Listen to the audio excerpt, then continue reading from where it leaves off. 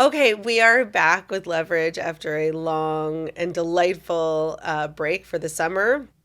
And I'm excited to have Jay Papernick. We've been trying to do this for, I don't know, months and I months. am very Or much in you've really demand. wanted to and I didn't want you on. No, I'm Yeah, just joking. a lot of people want Anyway, me. Jay Papernick is here. He's a senior financial advisor with Assante Wealth Management. I have known Jay for decades.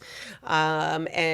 Yeah. Thank you. Thank Yeah. you. I know you've been chasing me a lot, so I'm Uh-huh. Yeah. glad to be here. Yeah, that's what I do. Yep. So I thought it was, and one of the reasons, there's twofold why I wanted to have you on. One, obviously, is that, yes, The absolutely. looks. Yeah, the Yeah, looks. yeah, Yeah, yeah. yeah, yeah. Is I think there are a lot of people who don't know what a financial advisor are.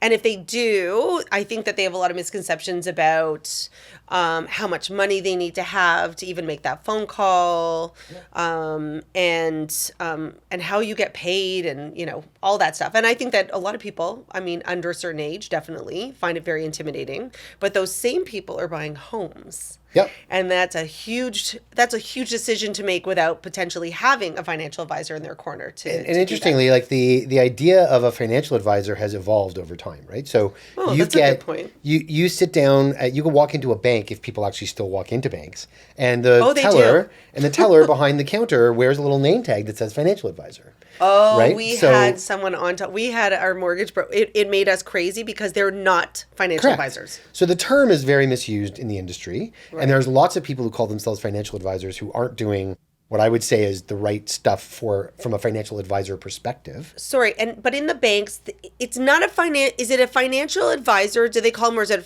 something else? Is there They another? have all sorts of titles, and there's rules about titles and what they Right, can that's call what I'm saying. Like themselves. that, because there is, like, you have to have the designation of a financial advisor. You have to go through a grueling. There's a difference between an very- advisor and a planner. So the financial planner Thank is you. a more qualified person. They've got some designations behind their names. Advisor is a very loose term. They're trying in the industry to fix that now. Okay. So it is interesting, but in general, so I'll give you my take on what a financial advisor is and what we talk to our clients about when they say what do we do, we help clients with their financial stuff. So what does that mean? Right. So it's very technical. But what does it mean? So it can mean very different things for different client situations. We plan with people, we budget with people, we ask them loads of questions, and mostly about goals. So, if it's a young person and they want to get into the real estate market and they need to save money for a down payment, how do you do that? How do you invest? Where would you put money? What are your options in investments? When it comes to the larger picture, a good financial advisor will take a holistic approach and look at everything in a person's situation.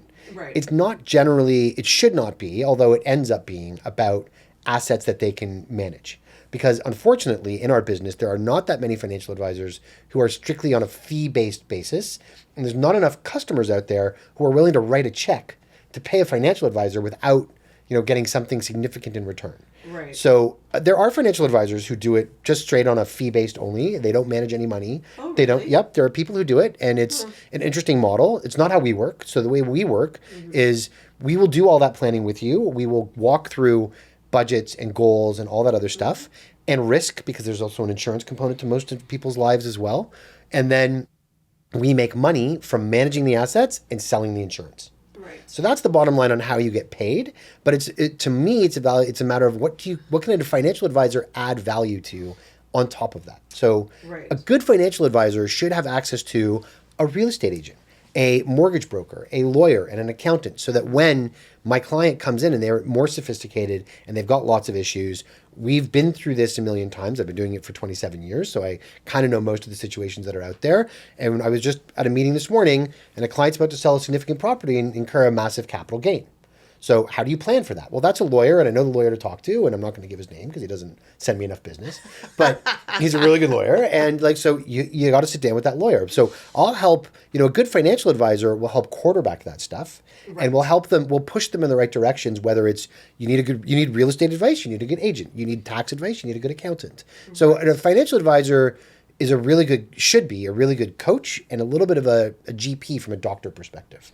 I also, as I was saying before, I get a lot of flack from the trolls. I'm speaking to you, all of you trolls. Please who troll left me. a I've never been comment. trolled. I don't even know what that means, but I'm looking forward Oh to it. no! No. Wait. Okay. You have to be, great. be great. careful what you Trolls are wish cute. for. They're little cute Anyway, things. They're cute people. Anyway, and one of the biggest common threads with people who are very disgruntled with real estate agents is that, we are this evil group of people that are here just to kind of shove down the buyers' throats these properties they can't afford because we want to make a quick Want to buck. make a commission. By the way, there are people like that, and don't get me wrong, I get it, and there's bad Our eggs business too. everywhere, for sure. But, to me, when I speak to clients, it's, my first question is like, what is your budget? How did you get to your budget? Who have you spoken to about this? How did you get to the point where, you're ready to buy a property or you're ready to move up? And so to me, 9 times out of 10, the person has said, well, we went to the bank, they've said that we qualify for this. And so this is where, people who are, and this is the Canadian government, sorry, I'm going to say it, like their fault, who went out and said, don't worry, spend money, buy homes, do whatever you want to do because we're going to keep rates low for a long, long time. And we'll get to that also. It wasn't just the government. I mean, every newspaper said it, every columnist the media is the and worst the media about did that, it. for so sure. They've all been pushed in that direction. So, for example, is, but that one person who says they're going to a financial advisor and they're sitting down and saying, okay, well, so right now, looking at your portfolio, you can afford that house. That's great. What happens when the interest rate does go up? Because, and someone just did a great blog on this and said, the reality is probably the majority of people out there actually have no idea what the difference is between a variable and a fixed. Right. And that's a very basic part of our business, but it's huge. And real estate in general has been a really interesting 20-year experiment because real estate's only gone up and interest rates have only gone down for 20 years. So anybody who my generation has benefited. Never experienced an interest rate spike like we're just going through right now, never experienced a down market in real estate for more than 6 months. Yeah. So, it's been this golden goose that's continued to lay eggs. And maybe now the golden goose has got a little bit of shine off of it, and mostly from an interest rate perspective. And it's costing people money. But so you got back to your question about what does a financial advisor do? Hopefully a good financial advisor prevents you from making bad mistakes. That's the real. If you wanted to get like the mission statement of a good financial advisor, if they prevent you from making terrible financial mistakes, then they've done their job. And it doesn't necessarily mean that they managed your money with the best stock options out there or the most interesting insurance policy, but it's the whole picture together where they sit down and say, I know what you've got, I know what your risks are, I know what's going on in your life, and you should do this or you shouldn't do this. So I've got a great story. There's no money in that. Yeah, no, there isn't. So I'll tell you a great story about the first time I sat down with Jay and my husband and I, and you do, and this is what every financial advisor should do, because we all think that we have like a certain amount of money that comes in every month and, we just go about our lives and we don't think about it, right? Right. And so Jay and his team were like, okay, so we need access to all your bank accounts and your, and we want to know like what you're spending every month. Like no judgment. We're just going to do a bit of an audit, right? By the way, I totally judge on this side. Yeah, I actually just judge. I don't tell the people that, but I judge. So the story's told to us afterwards that Jay's partner at the time, or junior assistant, whatever, comes to him and says, I need to speak to you. And you're like, what's going on? And she's like, I think there's something really wrong with the Levy's account. And he's like, oh my God, what's going on? And she's like, I don't think anyone spends as much money on dry cleaning. Yeah, I remember that.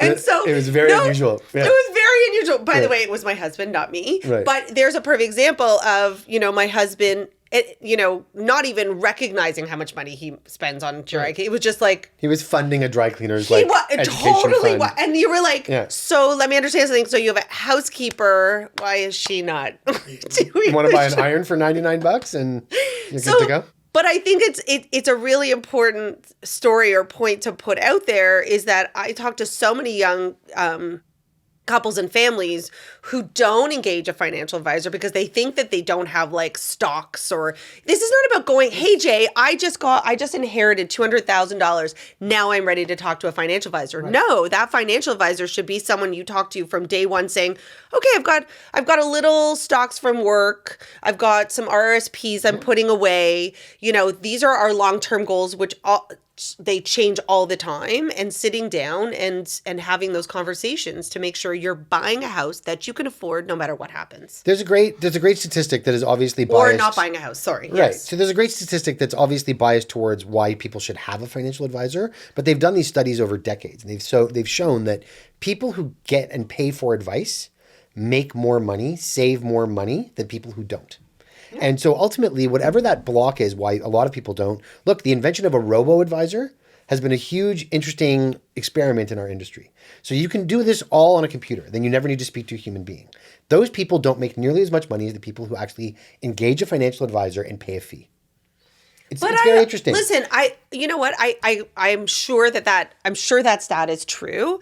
I also think that your business, and we've talked about this a million times, is very similar to my business in the sense that, you know, this is a relationship-based business. They are putting their investment. Homes tend to be, for most people, the largest investment they'll ever make in their entire lives. Yeah. And so are there people out there who do not want to deal with me to buy a condo? Do they just want to do it online? Would they prefer to do it themselves? Yes, there are. Yeah. Absolutely there are. They want someone who's just going to do the schlep work, maybe sign, fill out some papers, and they'll negotiate and they're good. That percentage of the population is the same one who would do a robo-advisor, but they're like, what? Less than 5%? It's grown, so it's probably about 10% now. Interesting. But what they're discovering is, especially when markets go up, everybody's making money, so they all think they're geniuses. When markets go down, like they did in 2022, that's when the kind of, Warren Buffett has a great line, you never know who's swimming naked until the tide goes out, right? So the tide went out, and all of a sudden everyone's like, oh, and then maybe I should actually talk to a person. So that happened in 2022, and unfortunately, it's been good for our business, but it's also just been eye-opening in terms of people who thought that they could do it on their own. Probably, some people, as you said, some people can, but a lot of people shouldn't. Even if they can. Shouldn't. Even if they can, they shouldn't. For sure. I'm not a mechanic. I watch a lot of car shows on TV. I assume you have a Carhartt shirt. I wear a lot of clothing that relates to cars and things like that. Is that even a mechanical? No, it's not. By the way, you're totally different thing. Cards for farmers, which I'm also one in my head. But I'm none of those things. That's so bad. Right. I just said that. Right. Yeah. Carhartt's got nothing to do with cars, my friend. No. But they're really good shirts. Anyway, yeah. My point is that as much as I'd like to think I'm good at all those things, I would hire those people, whether it's a mechanic or an accountant or a lawyer. I'm not an expert in those fields, and I pay their fee. And I think the same thing is true for a real estate agent. Listen, it's same thing in 2020 and 2021 where everyone's like, oh, you can sell anything you want. And everybody had the sale by owner, and no one wanted to use a buyer's agent because they could just go out and get whatever they wanted, And then all of a sudden it's a dicey market and you've got a different conversation. But I respect what everybody prefers to do. I just find it like a RoboCop is not going to sit down, do that audit. A RoboCop's not going to sit down and go, I understand your family dynamic, and every family dynamic has challenges. And does a RoboCop plan for, God forbid, someone getting sick? I love the RoboCop instead of robo-advisor. The RoboCop is awesome. We're just, robo. So I haven't done this all summer. I've been at the cottage all summer. I've got Carhartt. I will kill you. I got Carhartt and RoboCop. This is the best show. If there's trolls out there, please troll her on RoboCop and Carhartt, because both of those things were super bad. They're not relevant. Oh my God, I'm crying. I'm in. Crying. I love it. Okay, so we've established. So I think one takeaway I really want people to understand is that, and I've had my kids sit down with you also. And so it was interesting. I had both my children sit down with Jay's team and explain compound. We have younger and hipper people who talk with the young people. Yeah. They're not. I tried to sit with the kids, and they don't. No one loves you. Anyway, so and they explained to my children, compounded interest and if you put this money away. And my daughter walked out of that saying, I need to go get a job. And she did. Yeah. And my son to this day is unemployed. Love you both. Anyway, so, but I think that that education is really, really important. And it goes back to your original question is when people if they feel like they can't go to a financial advisor because they don't have enough money, then they're just talking to the wrong people. So from our perspective and from our practice, and we've always been, there are financial advisors who only deal with people with a certain amount of assets or a certain amount of sophistication. Yes, there are. And I understand that business model. No, that is fine. not ours. Yeah. So our business model is we just don't like to deal with assholes. So we actually would put that on a business Ditto. card if we could. But like we do. By the way, everyone should have that. Yeah, and like, but we don't care if you've got 5,000 or 5 million. I'd prefer if you had 5 million. But like, we're No, happy but to my help. children, my children will send you $500. Right. So And it's great. and I think that's again, like going back to it's never too early. And agree. I don't remember who I was watching, but they talk about kids in school. Like they don't teach this stuff to children. Correct. And so, I was having this conversation with a mortgage broker the other day, and he said to me, he's actually not worried about his clients, these families getting into homes and paying their bills. He said what he's scared of, he said, and this goes to the financial advisor standpoint, is he's worried about where they're going to be in 20 years because all their money is going to paying the house. So they're not putting any money into How are they going to RSPs. retire? How are they going to retire? How are they going to pay their kids' school? Where's the RESP money coming from? Where's the RSP money coming from? Like, not to be doom and gloom. And I understand people have to own a home and because they need 4 walls. So a lot of what we do is also talking to clients, especially in the last 18 months, has been about choices. Yeah. Right. So we've got lots of clients who walk through life. Also, that conversation with Jay is not fun. The No, choices, like Rachel, do you need to go on another vacation? Right. Like how many Starbucks do you buy in a day? I don't buy Starbucks. No, of course not. I just bought that fancy coffee maker. Right. Exactly. So choices is an interesting topic, and it goes back to also anything that these clients are doing in their lives, whether they're buying a house, making a choice as to sending their kids to private schools, summer camps, and all these things. When money was flowing more freely, it wasn't as big a deal. And all of a sudden in the last 18 months, interest rates went up and all their money started going towards a mortgage payment. And now they've got to make some significant choices in their lives. And it's actually quite easy financial choices. Cut out camp, cut out private school. But it's not easy at all in terms of emotional, right? So I think the same holds true for homes, right?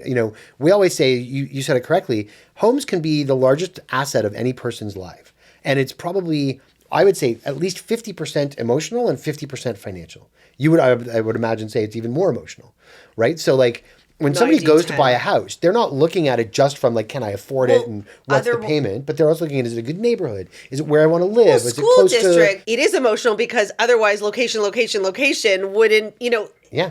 I think that the difference also is, and I'm sure that you can speak to this on some level, and maybe advisors that are of that generation behind you also, is remember this.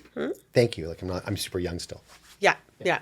No, but speaking about I remember my parents buying their house. I remember when we were older, when we bought up, and I remember being like a first time buyer myself. Mm-hmm. And listen, yes, my first house cost what it cost to buy a parking lot right now. Don't get me wrong, but at the end of the day, I was still single, and so I didn't go anywhere.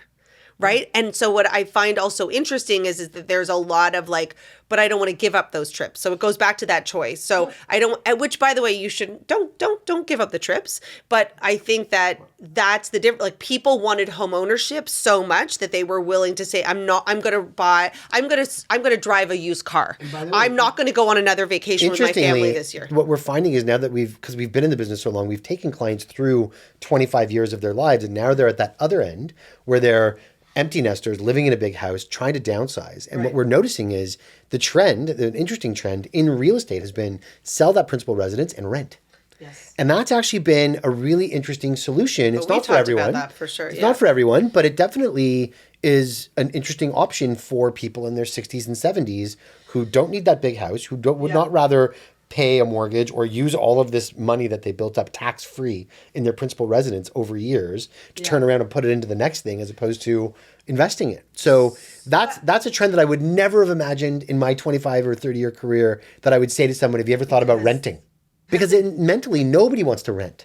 Right. But if you would never tell someone to rent at a principle from a standpoint. Right. But now I do. Now I say, let's look at it. Now let's look at it. It's not for everyone, but there are probably at least a dozen clients of ours. I mean, I've got 250-ish clients. There's probably a dozen clients of ours who've sold their home that they lived in for 25 years, and they're not buying anytime soon. and they're going to rent, and they enjoy renting, and they're traveling, and they're doing all that stuff. So it's a lot more emotional than financial why they're doing it. It's actually got very little to do with the finances. Oh, interesting. And they're not as tied to this idea of I need to own some land or I need to own a house, where I think we still are, and I'm like that too. No, I am too, for sure. It's an interesting. They've turned their minds into something new, and they're like, I'd rather have $2 million in the bank. So I was just going to say, I think it depends on that amount. level. It's the amount. Correct. I would also say that of our parents' generation, they would never do that. So first of all, they would never have done it. Yeah. But second of all, the delta between buying a condo and a house was much different than it is now. Right. So same thing. And I've dealt with right sizers, as we call them now. And you go from a 4,000 square foot home, you're not going to go into an 800 square foot condo, right? If you have a second home, a vacation home, and you're just coming in as a pied a terre, it's a different story. Right. But you're gonna, like, I remember my in-laws doing it, and they were like this. They felt, claustrophobic, and they moved into a 1,400 square foot. Now they were in Thornhill and whatever, but that same condo would be worth $1 million. You're not getting into, like, average square foot for a condo now is $1,000 a square foot. Right. So, yeah, I mean, I recently had a client who, sold a house, was going to, pocket $1.5 million, older. And she was like, her financial advisor was like, you're going to make a lot of money right now. Because because the interest rates are so high. Right. And because that makes more sense. Pay your rent.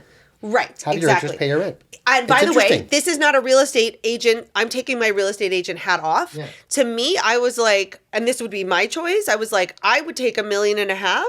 I'd take half of it. I'd say I'd take $750. Yeah. I'd give it to my financial advisor, and I'd take $750 and I'd buy a condo. Maybe. Because I was like, I can't think about how much money am I having. A good advisor should be able to run through all those scenarios with you. And that's what we do with clients. So we'll say, like, we want to present you every option and show you the financial impact of all these choices. And then you tell me what you're comfortable with. Because, and again, that's like the difference between advice and selling you a stock or a mutual fund or an insurance policy. And a good agent or a bad agent who's saying, you know what do you feel what? And I say to them, I'm like, what are you going to sleep at night paying? Like, where is that number where you're like, I will be up every night? Right. And I have a lot of clients who are up every night right now. Well, right. And again, just because of what's going on in the last 18 months, we have clients who are they're reassessing all of their choices. They're making very tough decisions. Yeah. And I think, and this might go into our next part of the conversation, but I think given where interest rates are and where they're continuing to head, it's only going to get worse. From that client perspective of those people that are, they weren't on the edge 2 years ago, but now they're getting closer to that edge, and they're going to have to make some tougher calls as things, I believe they'll get worse before they get better. So that's the next challenge that they're going to have. I'm trying to figure out, because this is going to air after the next interest rate hike announcement. Right. So let's get into that part of it, because that was why I also wanted you to come on and talk about. As we sit here today, the CPI number came out in Canada. This is August, whatever 3.3. It is. And it was higher than expected. And that made it's like the blind leading the blind. Honestly, It's like they can't predict anything. Anyway, yes. But it was basically, as you said before, the idea of inflation coming down and getting into that 2% range, which is what the Bank of Canada has always said is where they want it to be. When inflation's at 3%, they're going to keep raising rates, right? Except that housing debt is part of the inflation rate, which makes me want to jump off a bridge. And when you take out housing and oil and gas and a couple other things, the inflation rate was 2%, which is where they wanted it to be. Right. So, but again, and we've had this conversation before, it's not rocket science, right? Central banks have one tool. That's all they've got. All they have. They only have one tool to fight inflation. It's raising rates. It's the only thing they can do, and it's the only thing they will do. Yep. And anytime that number is higher than what they want it to be, they'll just raise rates. It doesn't matter. I agree with you. They also have a goal for interest rates, though. So it's not just like they use this as a leverage, and this can be anywhere they want it to be. This also needs to be. But I want it to come down. But so look, the ultimate goal of a central bank is to keep interest rates at this level, keep inflation at this level. So when they raise rates, they're raising rates to induce a recession. Once they induce a recession, the economy slows down and then they'll lower rates. Yeah. And that's the pattern that's been going on for decades. So the challenge is that they let inflation and they let so much money into the system 2 and 3 years ago during COVID especially. What did they overpay? Like in billions of dollars. Everything. I mean, everybody got free money. Everybody got lots of stuff. Nobody spent any money. So the challenge today is, and they talked about it even this morning, people have higher interest rate payments on their mortgages, but they're still buying stuff. Walmart just came out with their best quarter ever. Right? So people aren't feeling the pinch yet. And if they're not feeling the pinch, the central bank is going to keep raising rates. It's starting. But I think it'll take a little longer. So the September one, I would imagine it's going to be raised. I think like almost everybody agrees. So it's interesting because we were talking about this just before we started filming. I mean, this is where like I have clients who are like, how's the market? You know, is this a good time to buy? Is it a good time to sell? And I'm not talking about right now, but I always say to them, I'm like, so a month ago, I was saying to people, like, they're going to raise it again. Like, you know, and then because the markets had even forecasted we were probably going to have 2 more interest rate hikes.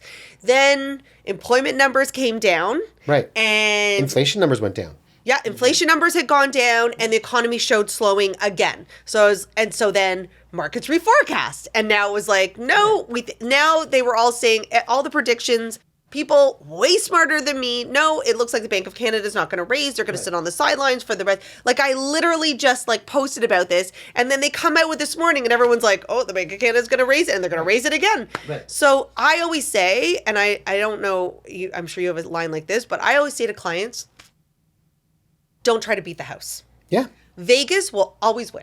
The house will always win. You need to make a decision based on your family, based on your timing. If you need to move now, let's make the best decision for you in this market and manage that. Correct. And it's the same. We get the same question, like, should I buy into the stock market right now? Should I buy into the bond market right now? The answer is always, like, sure, if it makes sense. But, like, it's got nothing to do with, but like... why? Why are you buying now? What is the reason? Right. Yeah. And more importantly, I mean, it's very interesting. When you look at studies on the stock market side of things, when you look at studies of people who come into $1 million, and if they put it all in at once versus putting it in over a period of a year, or like dollar cost averaging versus just dumping it all in at once versus dumping it in halves or quarters or things like that.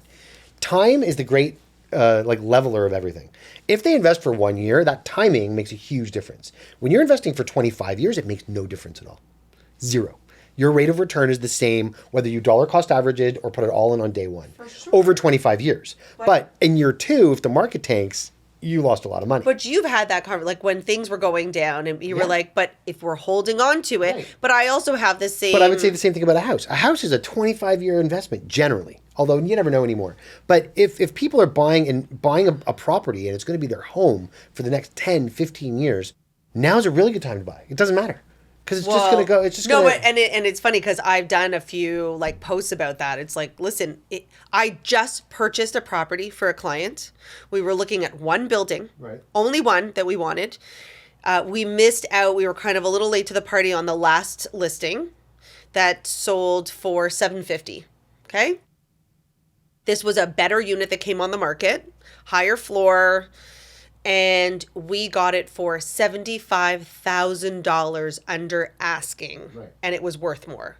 Why? Because we were in a market where they understood things had changed. They needed to sell. This was not a like taking advantage. We were very respectful. We didn't come in.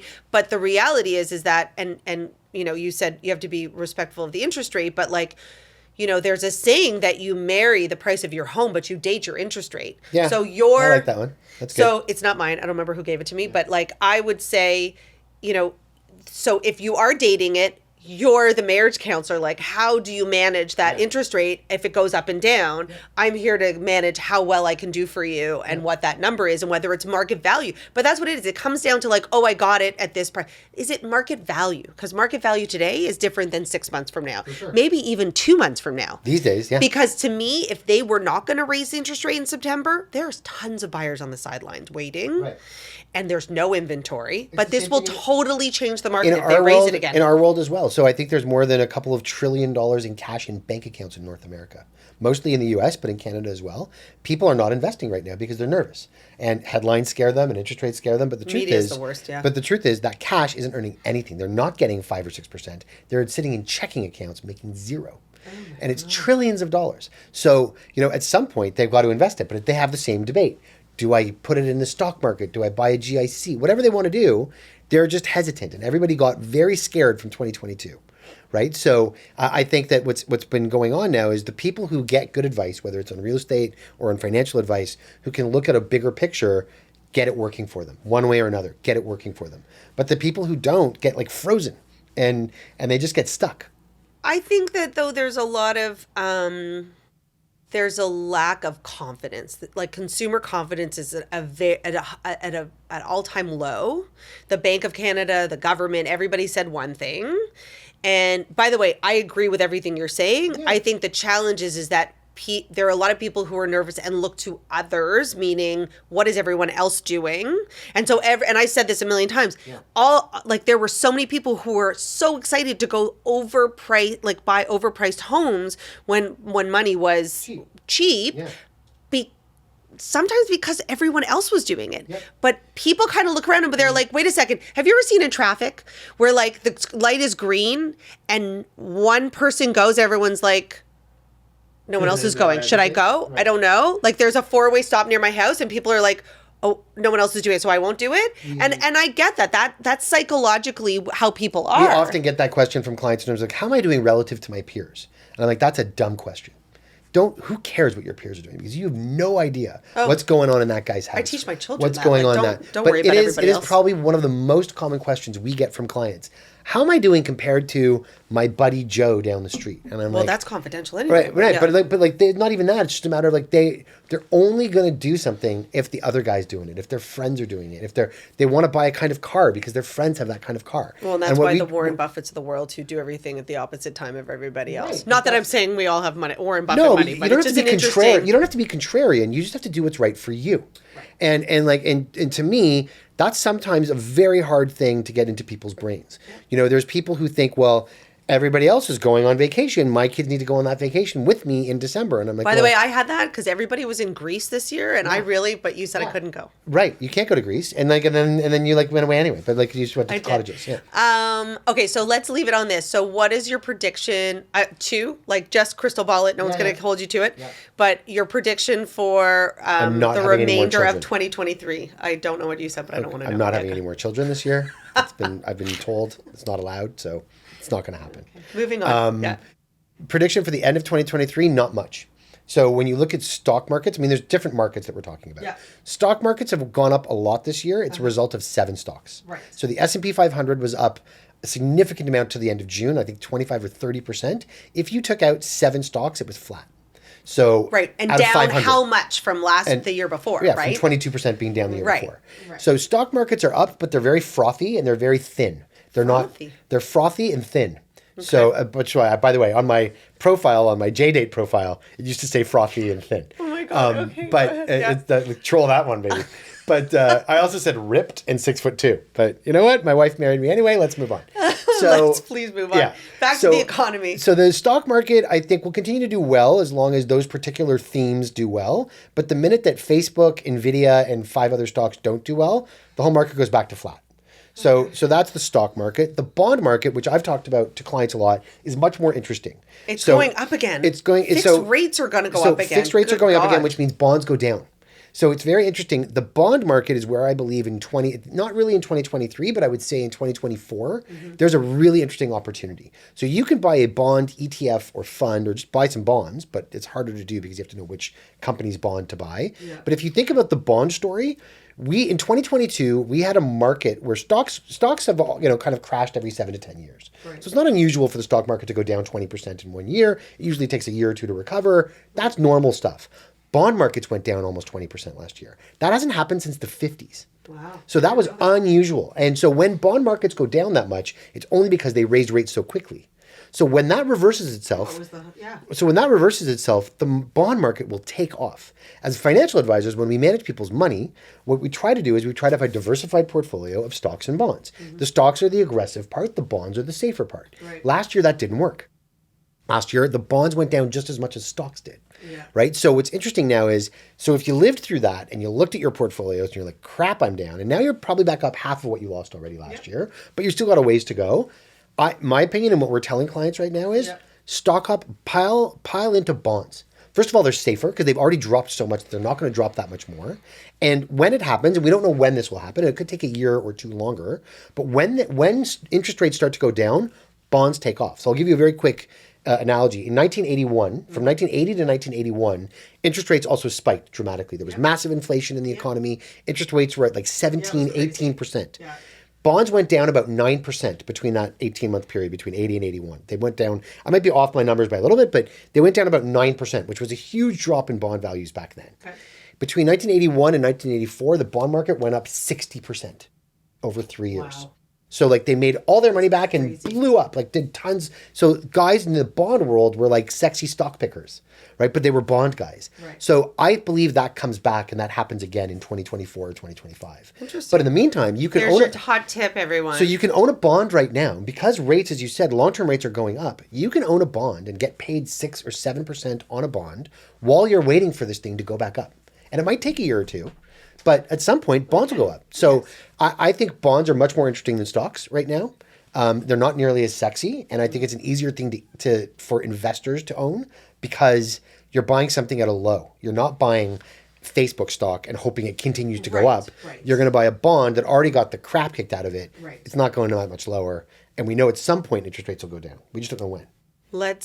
Yes, from your lips to God's ears, may interest rates calm down. Troll me in like 18 months to see if I'm right. And by the way, again, we will not see the likes of the 1%, the 2%. No, but I think we'll get to 3. But I think we'll get back down to 3 and it'll take a little while. So everybody out there who is like, kind of half breathing right now, it's short-term pain, long-term gain. And the reality is very similar. If you look at the cost of real estate or the value of real estate, it's doubled every 10 years for the last 30 years, 40 years. So hold tight. And where can they find you? JayPapernick.com. It's a work in progress. I think I'm probably should change the picture. But it'll be fine. Like you can just call Rachel, basically. Just call Rachel. She'll tell you. Give me a call. I'll connect you with Jay. Thank you. This has been great. Yeah. There you go. That's okay. it.